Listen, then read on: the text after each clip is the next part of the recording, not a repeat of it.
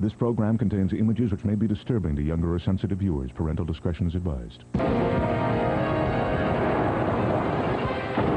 Home video allows us at Guinness to capture records that for years have only been talked about but never seen.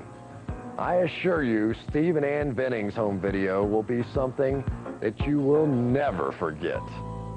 It's the mouse plague of 1993.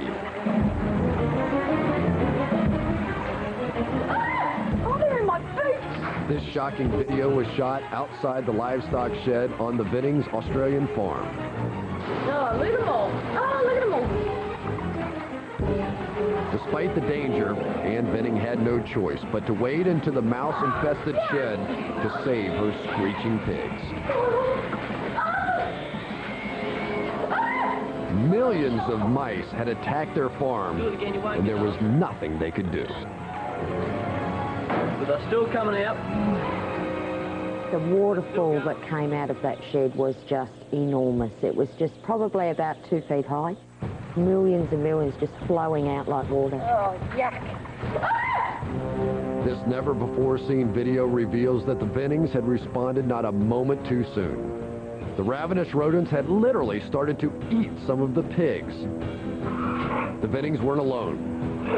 Miles away, Rob Berlin's livestock was also being attacked by swarms of mice. They chewed on the animals, the little ones that were freshly born, they'd eat the legs off of them. It was just terrible. It wasn't just the pigs that came under attack. Buildings were devoured. Farm equipment destroyed. Crops decimated. And disease was spreading. There was no escaping them. Armies of frenzied wild rodents ran amok, a modern-day plague of biblical proportion, one that would lead to an astonishing Guinness record. In 1993, the southern region of Australia was blessed with unusually heavy rains, and farmers were looking forward to the most bountiful crop the area had ever seen. But what they didn't know was that the huge crop production would trigger a virtual explosion of mice. Unfortunately, mice are one of the most sexually active creatures on Earth. A single pair can produce 2,000 offspring in just a matter of months. These colonies were turning out hundreds of thousands of hungry mice every day. It was all-out war, but there weren't enough mouse traps in the entire country to kill all the mice invading a single farm. It was a losing battle. I set up bucket traps in the bathroom and so forth, and I was getting 1,000 mice in each bucket every morning. So it was just huge. Days became weeks. Millions became tens of millions. The plague continued with mice eating 20% of their body weight every 24 hours.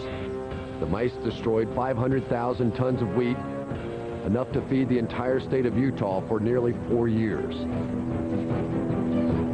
Just when the Vennings thought they had seen the worst, the unthinkable happened. Their youngest daughter tried to eat a dead mouse. After calling her one morning, I found that she had the mouse trap in her hand. Another mouse had actually eaten a hole through the head of that mouse, and she had a tongue through that hole, and that was the last straw for me. Most people would move, but not the Vennings.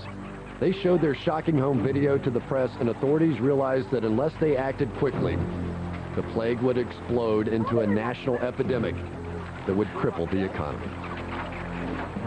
The world's worst mouse plague led to the largest poisoning program ever attempted. A team of scientists spread strychnine-laced wheat by air and land. These were drastic measures. They risked poisoning other animals and contaminating the food chain, but they had no choice. They watched and waited, and then it happened. The farmlands were turned into killing fields. The plague that had lasted 6 months was over in just a matter of days. The dead were everywhere, as more than 100 million corpses turned up. The world's largest mouse plague set a Guinness record for being the most costly. The rodents racked up a bill of $70 million in lost crops, livestock, and property. But maybe the biggest toll was the psychological devastation it had on people. It was just the worst thing I've ever gone through, and I think if it ever came again, I would probably move away permanently or burn the farm. Venning should leave their options open because scientists warn if conditions are right, the nightmare can pick up right where it left off. And the revenge of the rodents is one Guinness record you don't want to live through. Can't imagine dealing with that. Ugh. We'll be right back.